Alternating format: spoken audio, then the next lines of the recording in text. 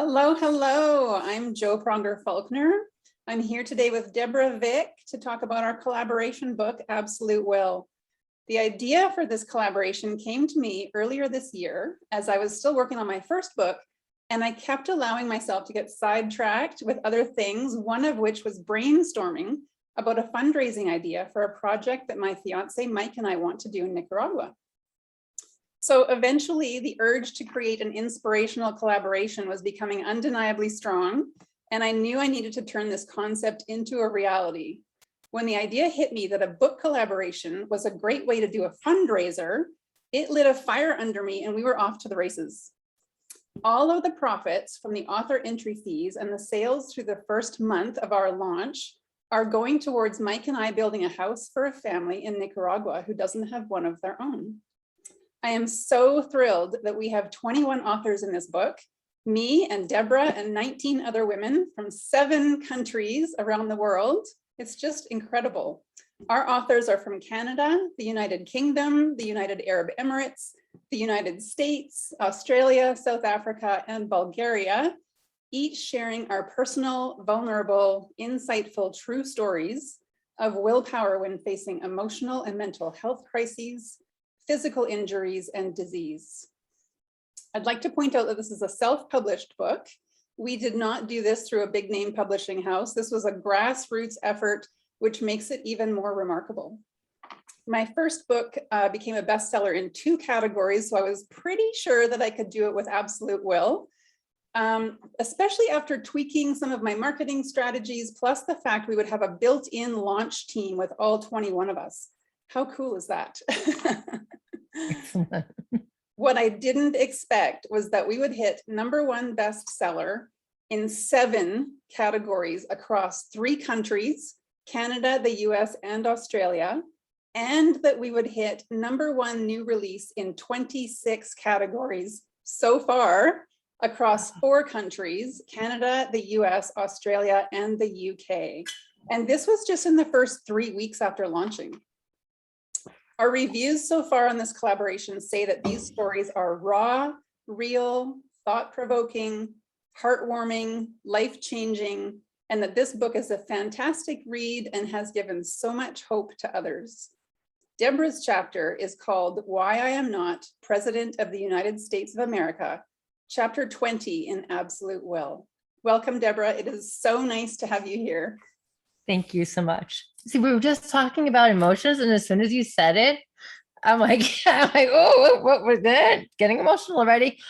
But thank you for this opportunity, as well as to join in this collaborative effort. I know I kind of joined late in the game, but you were amazing help at helping bring my chapter a little bit more into the first person storytelling element. So can you tell everyone a little about who you are, where you're from, and about what your chapter is about in Absolute Will? Absolutely. So I'm Deborah Vick. I'm in just south of San Diego, live with just south of San Diego with my husband and my children and my service dog and cat. So 2 pets as well. And I'm having a brain fog moment. I just love when we have those brain fog moments. So what I do is please excuse me for a moment while I catch my breath. Okay. So I actually am a patient advocate. I am a rare disease advocate as well. I recently helped co-found a nonprofit for raising awareness for people with chronic illnesses and disabilities, as well as working within the communities on how to increase access by decreasing barriers. In particular, working with businesses, the medical communities, and my passion to work with is children. So we do a lot of hands-on STEAM programs that engage the concept of universal design with it still being fun and intriguing for the kids. So it's ultimately trying to create a better community to increase access for people that have been marginalized for a good portion of the time. Amazing, amazing work that you do. So tell us a little bit about your chapter. Well, okay. So when you say the title, it makes me get emotional, but my chapter is pretty unique, and well, all of our chapters are unique. But when I was thinking about it in a description recently, I was thinking about it as that it starts out pretty emotional, tear provoking, especially because it was a segment in a time that I've already been diagnosed with other multiple rare diseases, and I'm right before my wedding renewal ceremony, and another bomb drops. But then as you go through the chapter, you can see how I've changed that mindset, that grief, which obviously I still have a bit of, but that grief of that loss into something of power. And so this chapter, which I'm still emotional about, but it was hard for me. You're gonna make me cry I now. know. We're talking about this earlier. But this chapter was really hard for me because I thought I had grieved the life that I had expected. I mean, I've been disabled since I was 13. I didn't have that label until I started college, but I've been on crutches since 13 on. I've been fighting disorders after disorders and challenges after challenges. So I kind of thought I had dealt with that all and was really well past the grief stage. But I guess what it really comes down to is nobody ever is truly past that grief. It's just things a little bit less, and you can embrace the positivity of your new life a little bit more, as each and every time you talk about it and you embrace it and you discuss it. So for me, I wanted people to have a little bit of an idea of how emotional and traumatic this diagnosis was on top of everything else. And at the time that it happened, right before my wedding ceremony that I was supposed to have, I mean, I had the dress of my dreams, everything planned out, and all of a sudden, boom. Yeah, that was actually the first thing that went through my mind were the pictures. But it's You're like, never mind the new disease. I just like, what about my wedding pictures? I mean, my whole face is drooping. Oh my gosh, my pictures, I can't smell my pictures. I mean, the things that you think of when you first, it doesn't make sense. But reality is that's what my life was encompassing at that point. That waited all those years to have that ceremony for this to all of a sudden be another shoe that drops, which I think we have a lot of shoes that keep on dropping. So I'm not sure how many feet we have in this household, but we have a whole lot of them. But with that being said, it was a challenge for my family, especially my children. My husband still willingly and lovingly went into our wedding renewal ceremony, eyes open. And I'm lucky he has been by my side for just over 26 years. So it's not exactly unusual for another shoe to drop, as he likes to say, but it was harder, I think, for me. And then as we started to realize the implications of all the medical treatments, that added onto it a great deal more.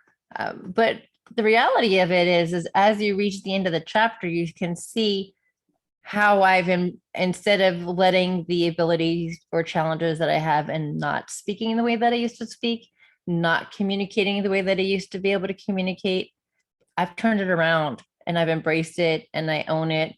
And I say, I might slur, I might have a brain fog moment. I might need to take a breath for a second.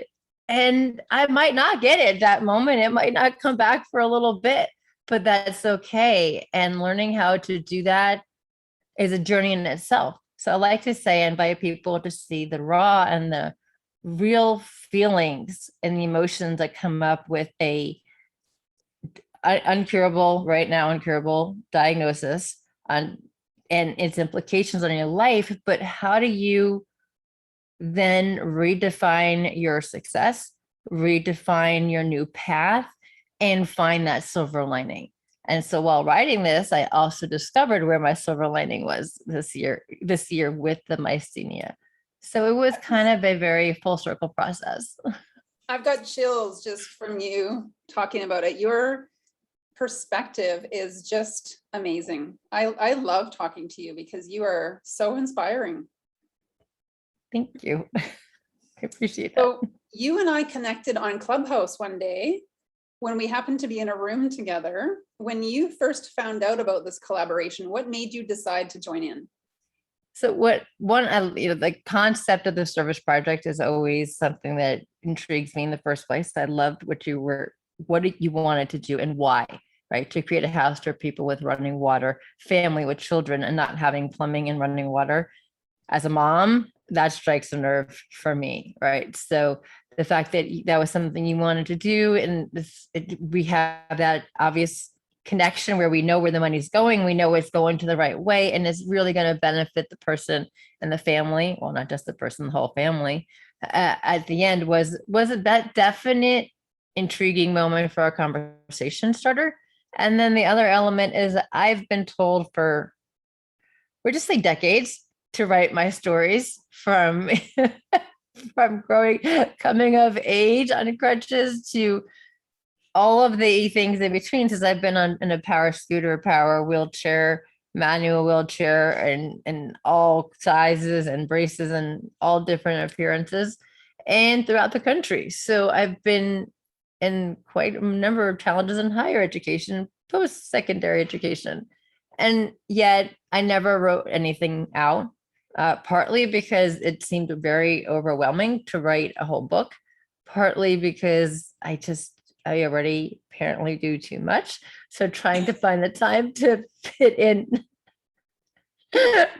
writing a book was going to be really impossible. It's, one of those bucket list things that I never thought I'd actually do. I've written a couple articles here and there, but it was a bucket list thing that I never thought I would be able to do. When I had the opportunity to write a chapter, it's like, okay, chapter I can do, there's a confined section. Although the confinement of the number of words, thank you. The number of words had to make me think of which story to tell. But, yes, I had to really think hard on which story to tell, because I have a lot of stories, but I wanted it to be impactful.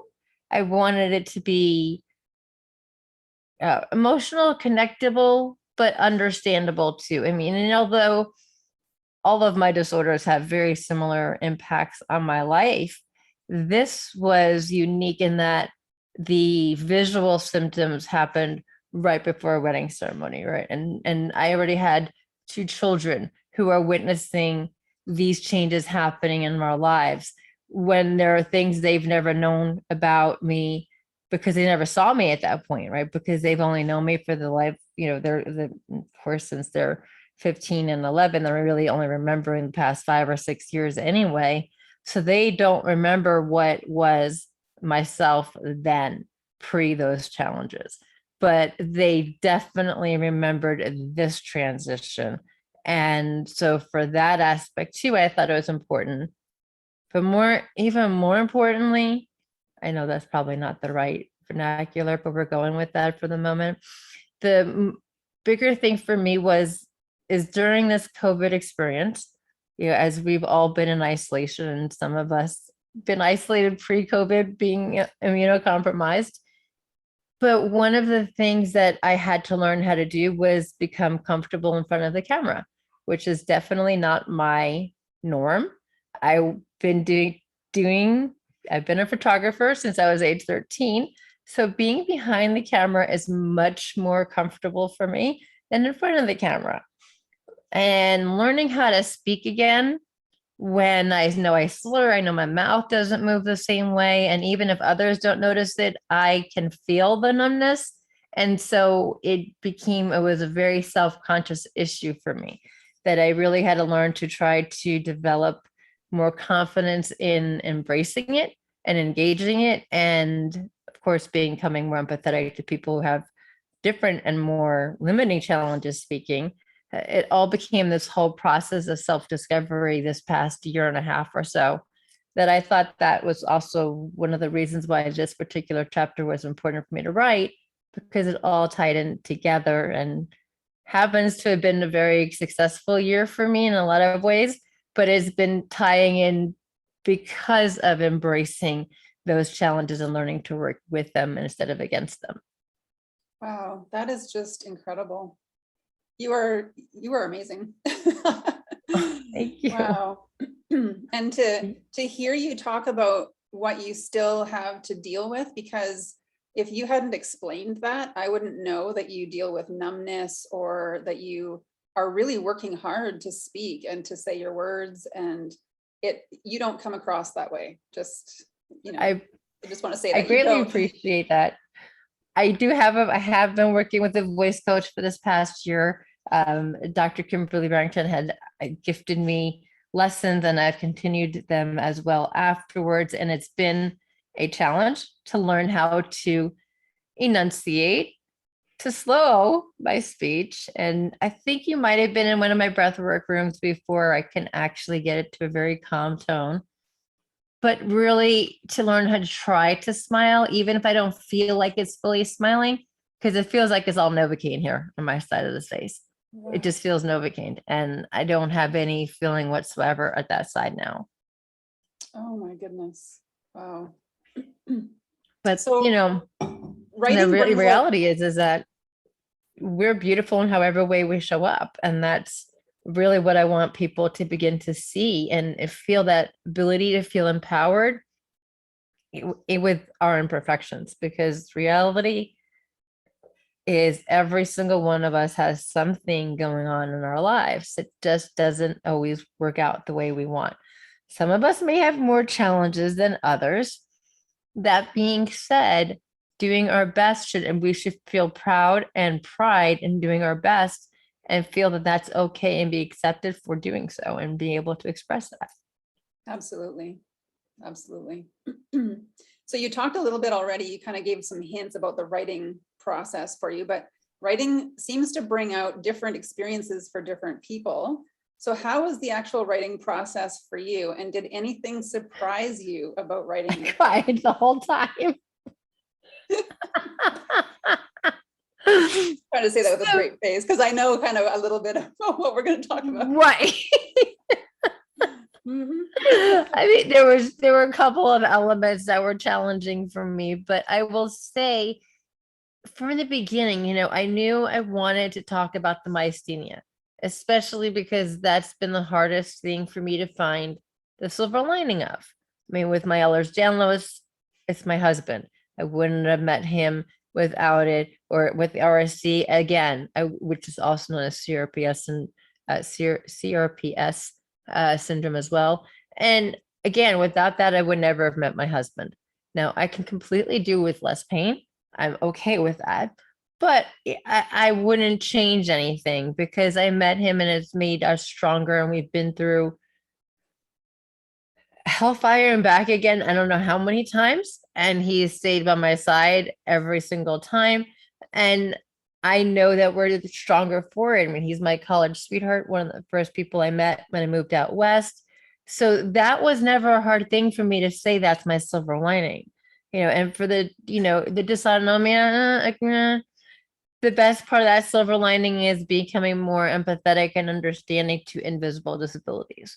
Because with the Ehlers-Danlos, it is invisible. It's connective, for those that don't know, it's a series of connective tissue disorders. It's a whole classification of connective tissue disorders. But once the collagen stretches, it can't retighten. And so in my case, pretty much every joint subluxes or dislocates, except for those that are fused.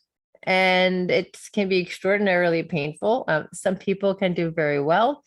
Others can have very serious life-threatening consequences, especially with the more rare versions like vascular EDS. And so, those were, and it's not to belittle those experiences at all.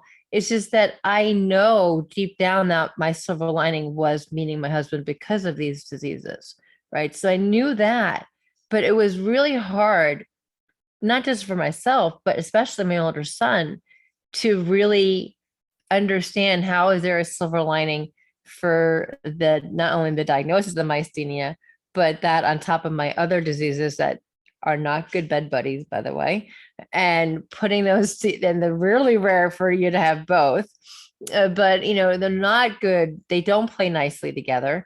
And he personally took it very personally, and I don't blame him. I mean, in his eyes, as most kids think, right? The moms can do no wrong when they're little. I mean, obviously when they're older, teenagers might think something different, but little kids think that.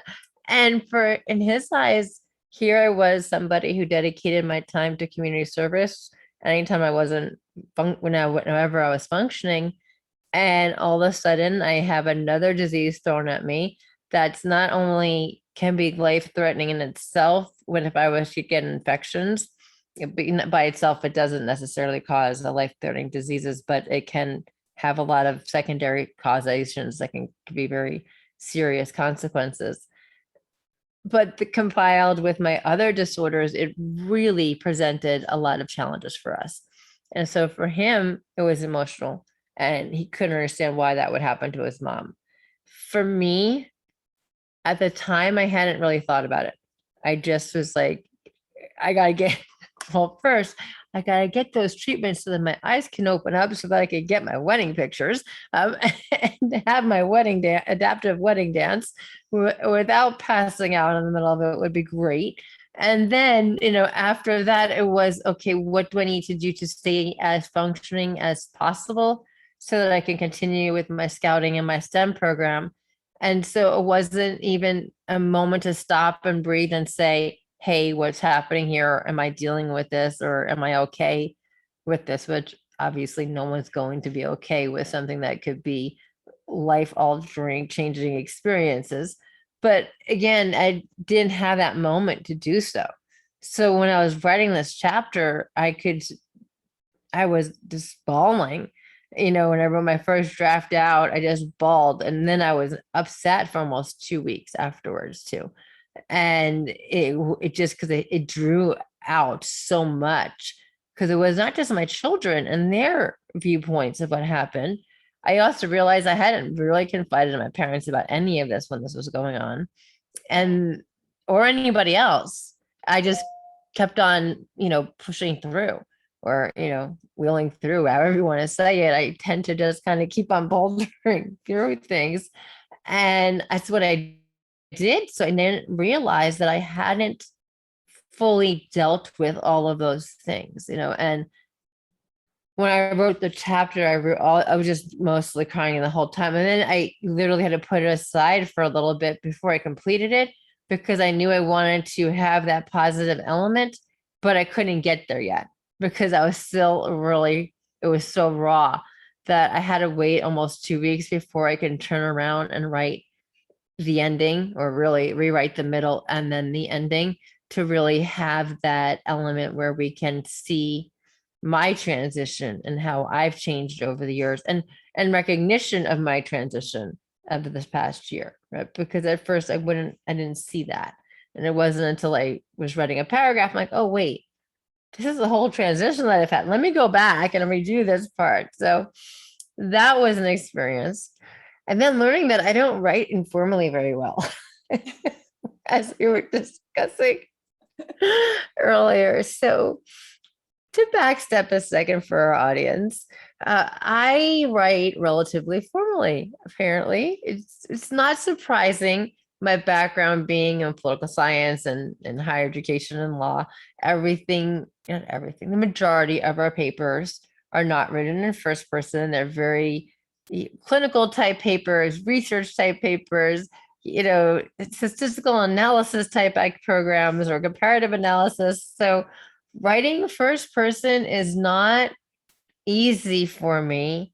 It maybe in a small little article, like not little, but like a small article on something that's very, very emotionally connected to me. Yes, and I've only done that twice before, but to do this for a whole chapter was much more challenging. So I had to do a couple of rewrites with some pointers there from you, Joe, to kind of go back. And I just laugh. I still laugh when you said, right, the way you speak. And I go, but this is the way that I speak.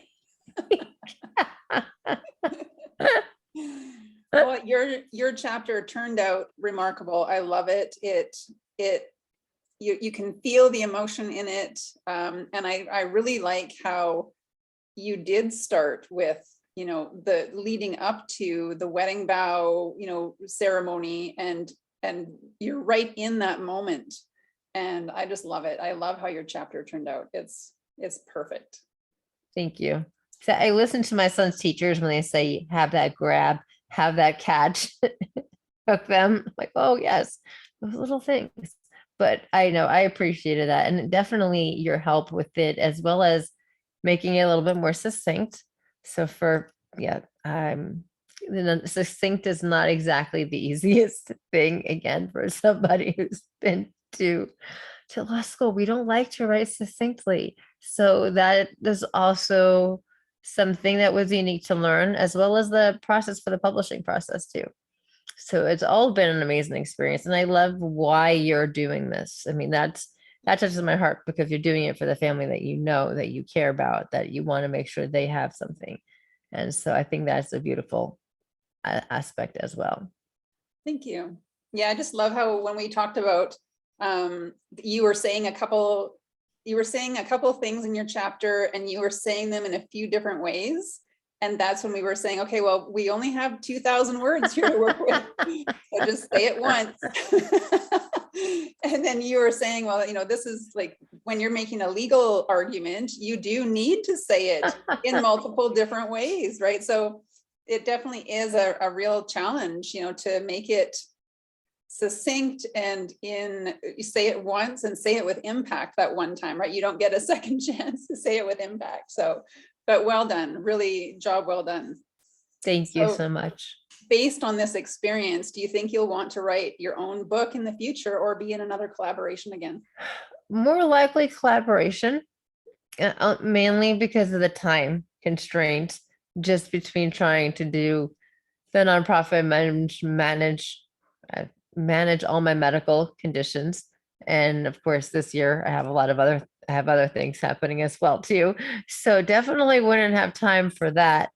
But I like the idea of the collaboration, because I like being able to see different perspectives of stories within one book, right? I mean, it's wonderful to be able to see such a range, and yet hear other people's stories and challenges and obstacles, and how they're achieving it and how they look at it. I mean, obviously, when you read mine, you'll see the value that I place on mindset and gratitude.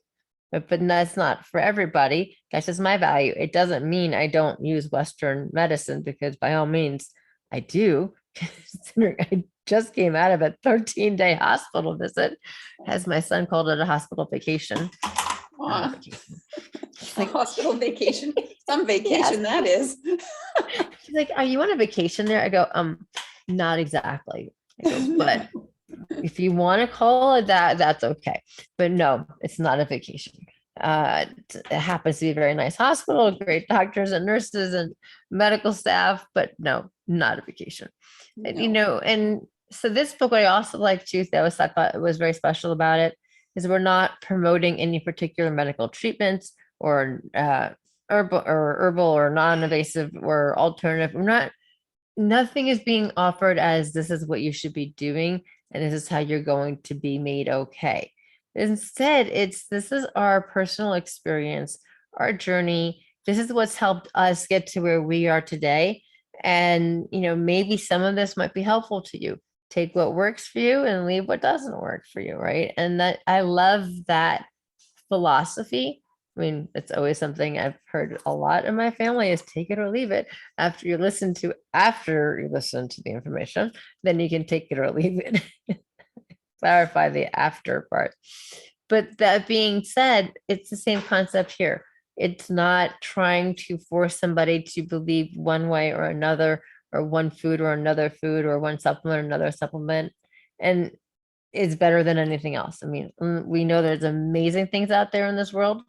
And a lot of that is part of our self-discovery process, because we're all unique and we have very unique bodies and very unique medical conditions that may be compounded by our environment and our access to things. So I love that this is about us and about our internal drive to succeed within any obstacle in our path.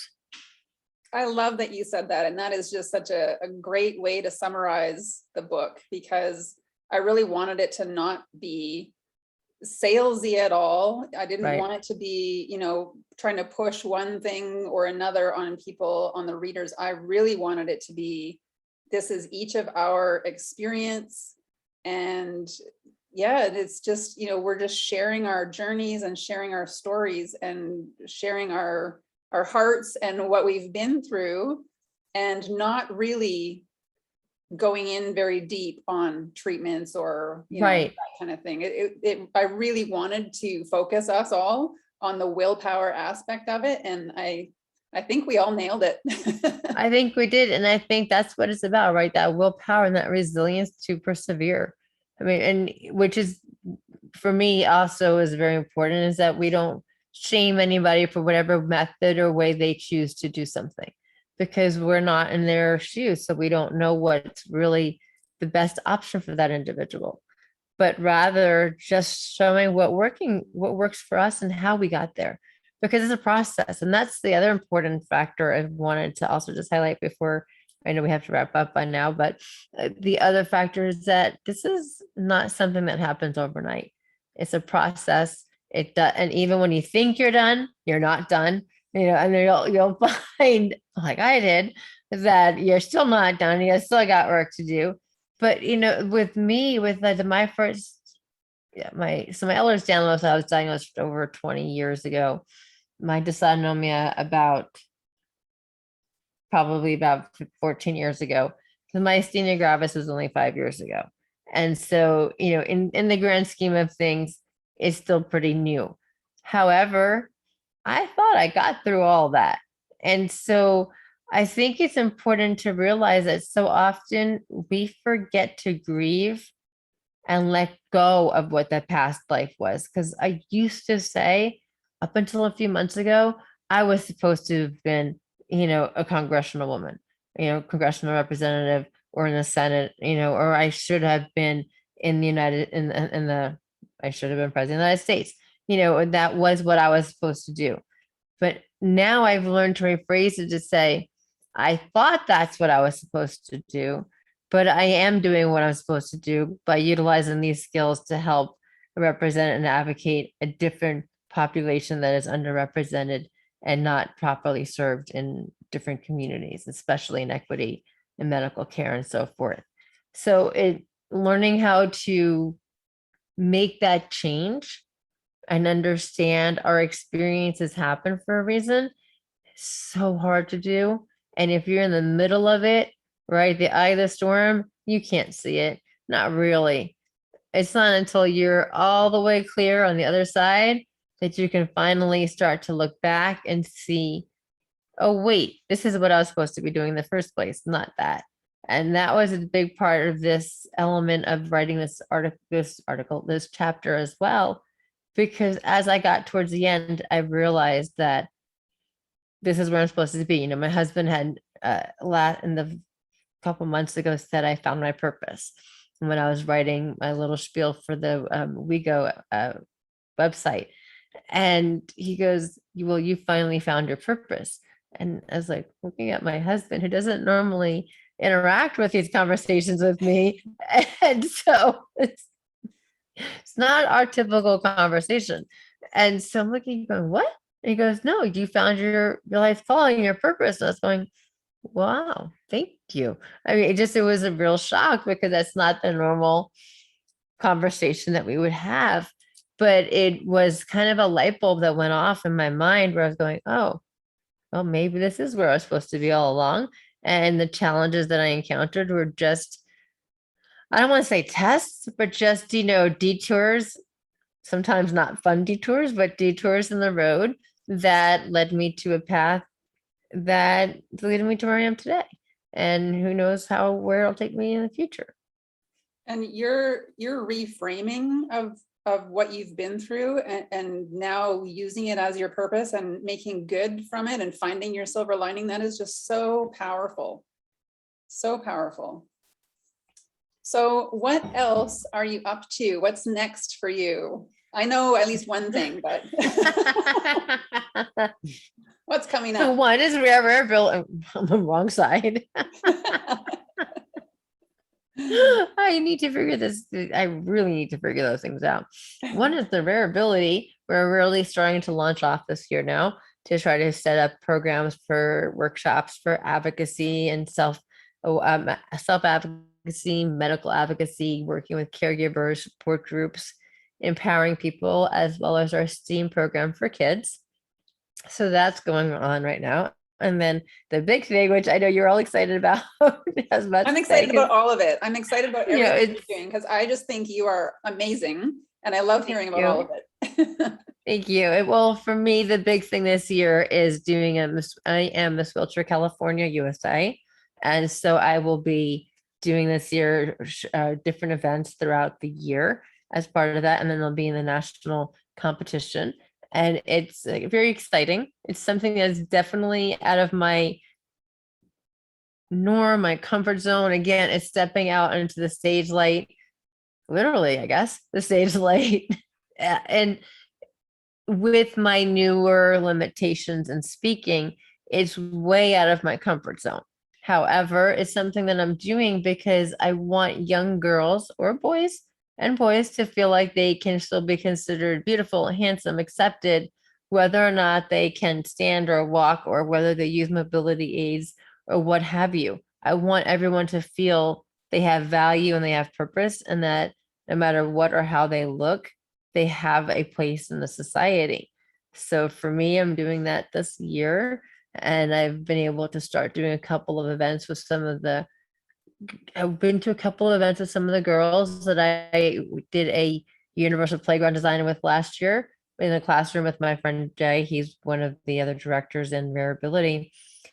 And it was the cutest thing because these were young women that probably sixth grade. We made little haunted houses out of cardboard boxes, and it was using the Disney Imagineer system and the concept behind it. And we're talking about the different engineers and architects and the female architects and so forth. And then the young women asked me where the ramp was for my house, for my haunted house. And I wasn't sitting in my wheelchair. I was sitting in this chair. I didn't even have my neck brace on. And it just, it dawned on me that they already know me from other things. So it automatically was included.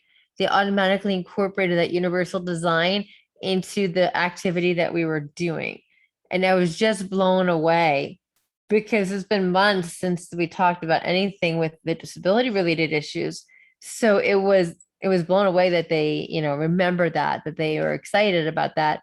And even more surprising was how excited they were to know that I was Miss Wheelchair California, USA. They thought that they wanted me to change it on the Zoom, my title on the Zoom. They wanted it that way. And, the next event that they had, I came there as officially as Miss Wheelchair California, USA. And they were, mind you, from the ER. So probably not the best of looking at the moment, but it was still being present and showing up. And that's what mattered, is being present for the girls.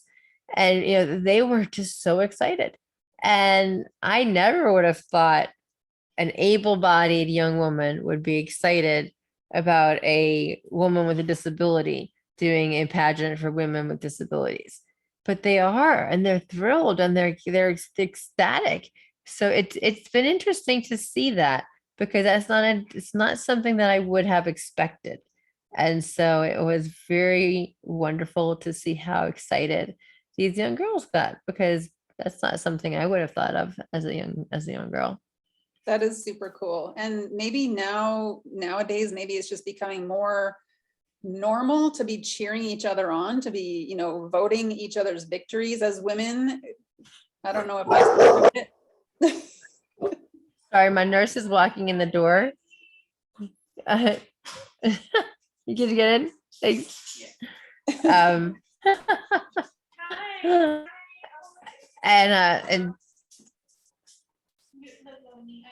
sorry. All right, well, so yeah, we can wrap this up. So if you'd like to connect with Deborah after hearing more about her story and her life, you can check out her website, rareability.org, and her link tree is Crafts on Wheels. I did actually want to talk really briefly, Deborah, about Do you still have another minute or so? Yeah. Yes. Okay, so one of the things that I found interesting is that when you're in this pageant, this Ms. Wheelchair USA pageant, you have to provide everything yourself, right? You are not, Absolutely. you are in the process now of fundraising, right? Yes. Because nothing is provided. You have to provide your gowns and your outfits and your travel and all the things. Travel, everything. And we also have an elf project that is sponsored because our parent company for the event is a Dane Foundation, which is also a nonprofit, and they service 750 families with developmentally disabled children. And so we help raise funds for them as well as special Santa program or elf program for the holiday time to serve the whole family during the holidays. So yes, we are working on a lot of different fundraisings for that. Wow. All right. Well, again, it's rareability.org or your Linktree Crafts on Wheels. So Deborah, thank you so much for being in this collaboration and for your time today. Your outlook is just such an inspiration, and I am so honored that you chose to share your story in Absolute Will. Oh, honestly, it's been my honor and pleasure, and I totally appreciate bringing me into this endeavor. It's just been an amazing experience all the way around. So All right. thank Well, you so very much. Bye. Bye.